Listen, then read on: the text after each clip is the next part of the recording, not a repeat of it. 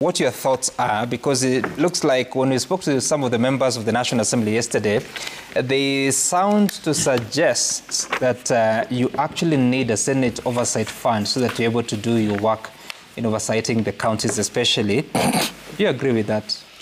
Well, you see, we have three functions, which is oversight and legislation and the representation. Yeah. And in my opinion, I think we are sufficiently paid for that. I've been in the National Assembly for 10 years, and I know, and I'm aware that the CDF is a very, very important fund.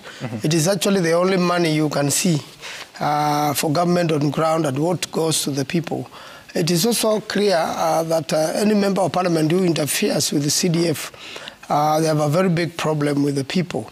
It's very much oversighted by the people themselves. Yeah. And it goes to every village. It improves schools, it improves security.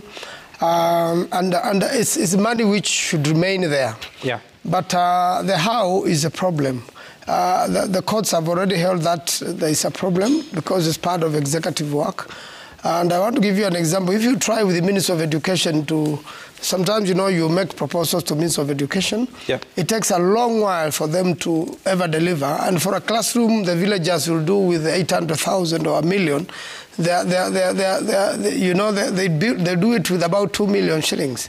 It's next to impossible even to get the Minister of Education developing, you know, a school or a classroom or anything. It takes a lot of strain and a lot of complications, and therefore CDF actually works. But then the problem is the law, and although they've been given by the courts up to 2026 to wind it up, I would suggest to National Assembly that they extend that to 2028, and then through the courts.